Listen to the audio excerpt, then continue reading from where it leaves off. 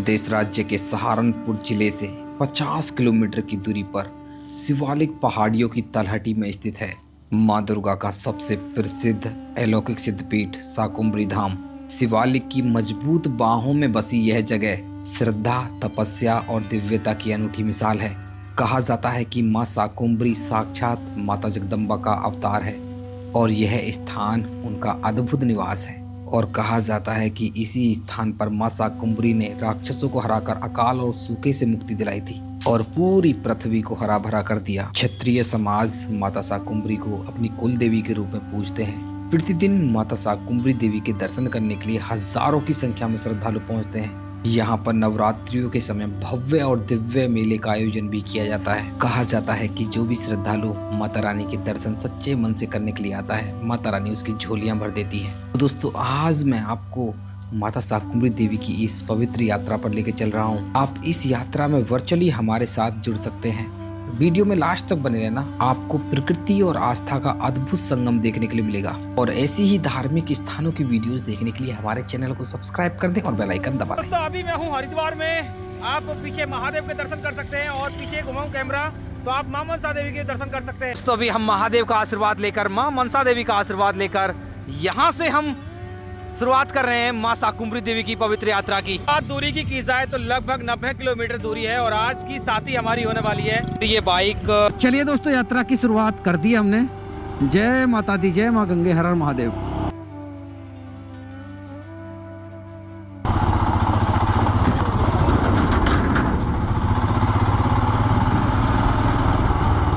दोस्तों, मैं जो ये यात्रा कर रहा हूँ एक शॉर्टकट रास्ता है जो कि रोशनाबाद होते हुए आता है, उससे यात्रा कर रहा हूँ। अगर आप हरिद्वार से गूगल मैप चेक करेंगे तो दो रास्ते शो करेगा। एक करेगा रुड़की छुटमलपुर होते हुए सीधा शाकुंभरी देवी और दूसरा रास्ता शो करेगा देहरादून होते हुए। अगर आप अपनी 4 व्हीलर से शाकुंभरी देवी जाना चाहते हैं तो इन दोनों रास्तों को आप ले सकते हैं। अगर आप 2 व्हीलर से हैं मेरी तरह तो आप शॉर्टकट रास्तों से भी शाकुंभरी देवी की यात्रा कर सकते हैं। लेकिन देखिए, शॉर्टकट रास्ते से यात्रा करने में कम से कम 20 किलोमीटर का आपको फायदा होगा।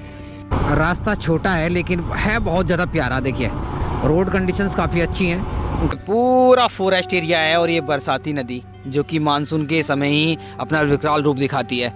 देखिए, एक छोटा सा गांव आ गया है और मैक्सिमम मुझे इसमें पंजाबी लोग नज़र आ रहे हैं। ये टांडा गांव है, गुरुद्वारा।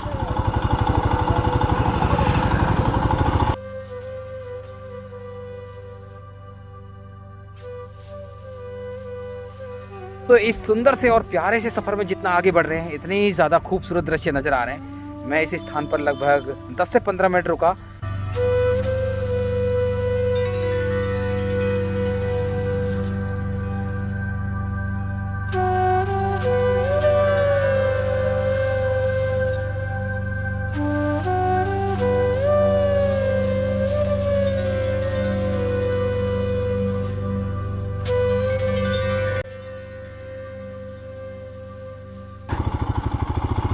फरवरी के महीने में वाटर क्रॉसिंग देखिए पर चलना है हमें 37 किलोमीटर। था बुग्गा वाला, काफ़ी बड़ा सा कस्बा टाइप का है। तो यहाँ पर आपको खाने पीने की फैसिलिटी मिल जाएगी अगर आप आ रहे हैं अकेले। अभी मैंने देखिए उत्तराखंड को क्रॉस कर दिया है, मैं उत्तर प्रदेश में आ गया हूँ। उत्तर प्रदेश का सहारनपुर जिला। तो दोस्तों, ये है बिहारीगढ़। ये बॉर्डर पर बसा एक कस्बा है उत्तर प्रदेश का।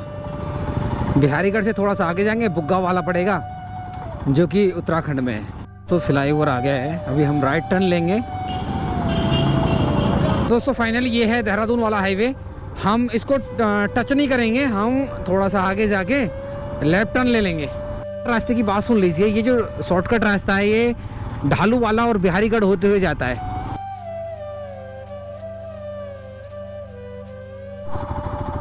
जैसे जैसे देखिए शाकुंभरी माता मंदिर की ओर बढ़ रहे हैं ना, ये शॉर्टकट रास्ता और भी ज़्यादा छोटा होता जा रहा है। देखिए, छोटा हो गया अभी। शॉर्टकट लेकर मैं तो फंस गया, कुछ भी समझ में नहीं आ रहा। कभी तो देखिए ये रास्ते नदियों में को आ जाते हैं, कभी गाँव में निकल जाते हैं। पिछले 1 घंटे से मैं यहीं पर घूम रहा हूँ, ये समझ लीजिए। ये पूरा का पूरा शॉर्टकट देखिए नदियों से घुमा रहा है। और अभी भी मंदिर से मैं 5 किलोमीटर दूर हूँ और इधर सामने एक सूर्य मंदिर है, बोर्ड लगा हुआ था, वो भी नदी के किनारे पर ही है। तो ये पूरी तलहटी है शिवालिक पहाड़ियों की। मंदिर मंदिर साकुम्बर मंदिर। अच्छा इधर से जाना है। अच्छा अच्छा,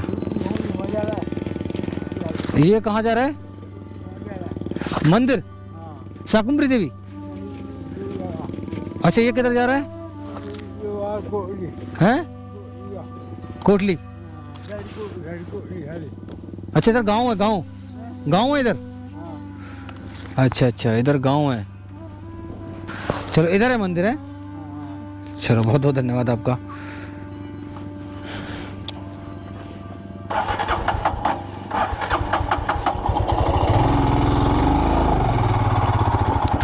देखिए अब थोड़ा संघर्ष तो है, अभी देखते हैं। ये भी रास्ता कुछ ऐसा ही है। लो जी एक और बरसाती नदी आ गई, देखिए बड़ी सी। तो आज तो मैं नदियों में ही घूम रहा हूँ, कोई छोटी नदी आ रही है, कोई बड़ी नदी आ रही है।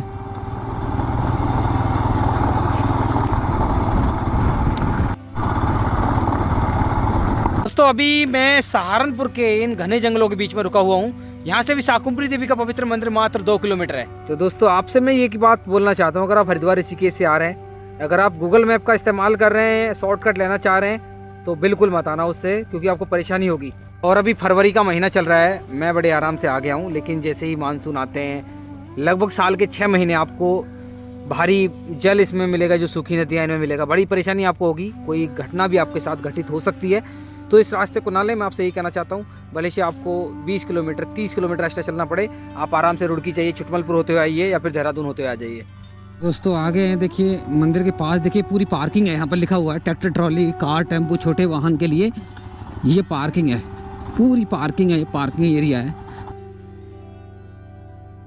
तो अभी मैं हरिद्वार से चलकर माता साकुम्बरी देवी मंदिर के बिल्कुल पास में पहुंच गया। अगर आप पूरे भारत में कहीं से भी आ रहे हैं, आप वाया सहारनपुर होते हुए, बेहट होते हुए डायरेक्टली आप माता साकुम्बरी देवी मंदिर तक पहुंच सकते हैं। अगर कनेक्टिविटी की बात की जाए तो रोड कनेक्टिविटी बहुत अच्छी है। सहारनपुर से आपको माता साकुम्बरी देवी मंदिर तक पहुंचने के लिए अनेक ऑप्शन मिल जाते हैं। अगर आप अपनी पर्सनल कार या फिर बाइक से आ रहे हैं तो बहुत अच्छी बात है, नहीं तो सहारनपुर बस स्टैंड से माता साकुम्बरी देवी मंदिर तक आपको हर आधे घंटे पर अप एंड डाउन सर्विस मिलती है। तो उसकी सहायता से आप माता साकुम्बरी देवी मंदिर तक पहुंच जाएंगे। अदरवाइज आप टैक्सी या कैब हायर करके भी आराम से माता साकुम्बरी देवी मंदिर तक पहुंच सकते हैं।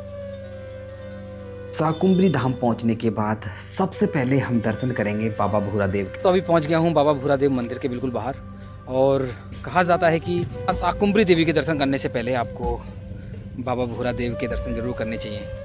देखिए यहाँ पर काफ़ी प्रसाद की दुकानें आपको मिल जाएंगी। पौराणिक मान्यताओं के अनुसार कहा जाता है कि जब माता साकुम्बरी ने राक्षसों का संहार करने के लिए अवतार लिया, तब माता रानी ने भूरादेव को अपने क्षेत्र की सुरक्षा और व्यवस्था को संभालने का दायित्व सौंपा। और जब मां साकुम्बरी ने अपना भयानक रूप धारण करके राक्षसों का वध करना शुरू किया, तब बाबा भूरादेव ने माता की रक्षा की और राक्षसों को भागने के लिए मजबूर कर दिया।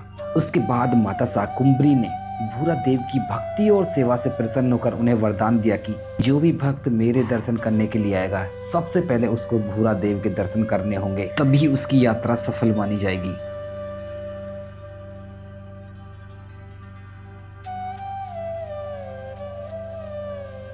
बाबा भूरादेव के दर्शन करने के बाद अभी हम निकल चुके हैं माता साकुम्बरी देवी के दर्शन करने के लिए।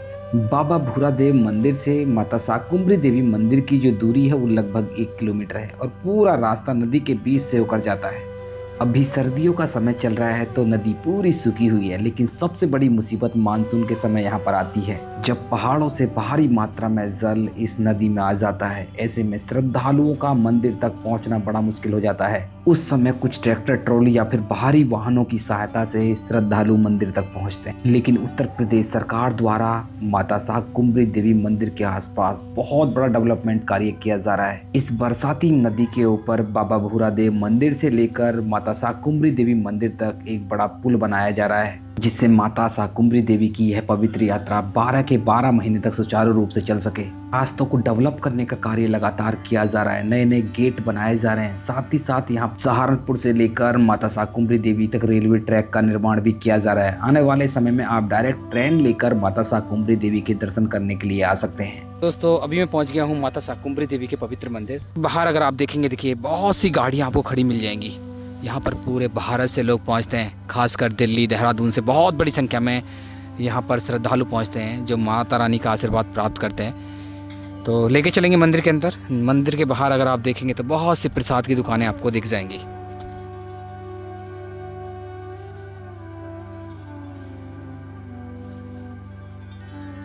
एक पौराणिक कथा के अनुसार कहा जाता है कि एक दुर्गम नामक एक राक्षस ने चारों वेदों को चुराकर समुद्र में छुपा दिया, जिस कारण पूरे संसार में भयंकर अकाल पड़ गया। लगभग 100 वर्षों तक वर्षा नहीं हुई, नदियां तालाब सब सूख गए। इस अकाल के कारण भी इंसान भी मरने लगे। तब देवताओं ने हिमालय की शिवालिक पहाड़ियों में आदि शक्ति की घोर तपस्या की। उनकी तपस्या से प्रसन्न होकर माता रानी प्रकट हुई। माता रानी ने अपने 100 नेत्रों से ऋषियों और प्राणियों की इस दयनीय स्थिति को देखा। इसी कारण से माता रानी को शताक्षी भी कहा जाता है। इसके बाद प्रजा की रक्षा के लिए माता रानी ने अपनी शक्ति से आकाश से घनघोर वर्षा कराई। उसके बाद माता रानी ने अपने शरीर से साग सब्जी फल जड़ी बूटियां उत्पन्न की और अकाल से पीड़ित लोगों की मदद की। इसी कारण माता रानी को शाकुंभरी देवी के नाम से जाना जाता है। इसके बाद माता शाकुंभरी ने दुर्गम नामक राक्षस का वध किया और चारों वेदों को अपनी जगह पुनः स्थापित किया। दोस्तों, मुख्य मंदिर में वीडियोग्राफी फोटोग्राफी बिल्कुल भी अलाउड नहीं है। आप लाइन में लगकर जाइए, माता रानी के दर्शन कीजिए और आशीर्वाद प्राप्त कीजिए। वैसे नवरात्रियों के समय यहाँ पर भयंकर भीड़ रहती है। आपको दर्शन करने में कम से कम 2-3 घंटे का समय भी लग जाएगा। अगर आप नॉर्मल समय पर आ रहे हैं तो आप 15 से 20 मिनट में आराम से दर्शन कर लेंगे। सबसे खास बात तो ये है कि मुख्य मंदिर में माता रानी को प्रसाद के रूप में साग और सब्जियां चढ़ती हैं, जिनको आपको अपने घर से ही लेकर आना होगा, क्योंकि यहाँ की दुकानों पर ये सब्जियां आपको नहीं मिलेंगी।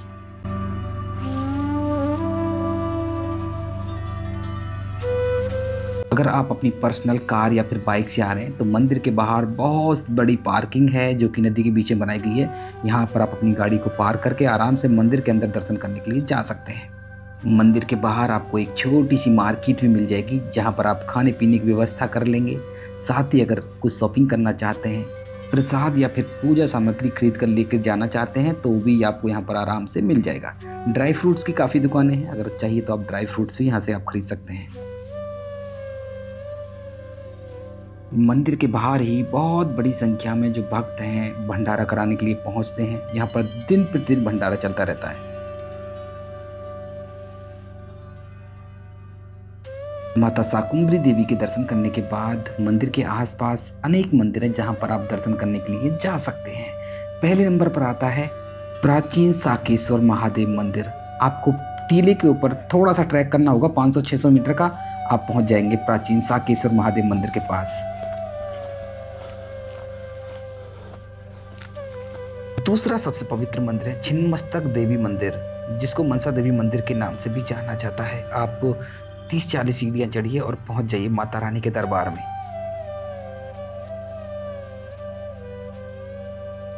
मंदिर के अंदर वीडियोग्राफी फोटोग्राफी बिल्कुल भी अलाउड नहीं है। मंदिर के अंदर जाइए, माता रानी के दर्शन कीजिए और आशीर्वाद प्राप्त कीजिए। माता शाकुंभरी देवी मंदिर के आसपास अनेक छोटे छोटे भवन आश्रम बनाए गए हैं जहां पर अनेक साधु संत सन्यासी रहते हैं और नवरात्रियों के समय इन आश्रमों में आपको अनेक भागवत कथा सत्संग जागरण देखने के लिए मिलते हैं। वैसे अगर फैसिलिटीज़ की बात की जाए तो माता शाकुंभरी देवी मंदिर के आसपास आपको सभी प्रकार की फैसिलिटीज़ मिल जाती हैं। चाहे देखिए वॉशरूम फैसिलिटी हो, चाहे पार्किंग फैसिलिटी हो। यहाँ पर आपको खाने पीने की कोई प्रॉब्लम नहीं होगी, लेकिन यहाँ पर आपको रुकने में समस्या हो सकती है क्योंकि यहाँ पर रुकने की फैसिलिटी नहीं है। वैसे शाकुंभरी देवी का यह पवित्र मंदिर जसमोर गांव के बिल्कुल पास में पड़ता है और जसमोर गांव में बहुत से होटल बनाए गए हैं जहां पर आप रुकने की व्यवस्था कर सकते हैं। अच्छे अच्छे रेस्टोरेंट भी वहां पर हैं, तो वहां पर आपको रात रुकने में कोई समस्या नहीं होगी। वैसे मंदिर से सहारनपुर की दूरी लगभग 45-50 किलोमीटर है। आप सहारनपुर में स्टे बना सकते हैं। अगर आप सहारनपुर में स्टे नहीं बना रहे तो उसके बाद एक बेहट कस्बा आता है, बेहट में स्टे बना सकते हैं, जो कि 15 किलोमीटर की दूरी पर स्थित है। तो ये थी माँ शाकुंभरी देवी की पवित्र यात्रा। मैंने पूरी इन्फॉर्मेशन आपको देने की कोशिश की और अच्छे से दर्शन भी कराए। मैं आशा करता हूँ वीडियो आपको अच्छी लगी होगी। अच्छी लगी तो वीडियो को लाइक करते हैं, शेयर करते हैं। अगर आपको कोई प्रश्न बचा हो तो कमेंट कर देना, उसका रिप्लाई हम जरूर करेंगे। और देवभूमि उत्तराखंड से और ऐसे ही धार्मिक स्थानों और एंटरटेनिंग वीडियोस देखने के लिए हमारे चैनल को सब्सक्राइब कर लें और बेल आइकन दबा दें।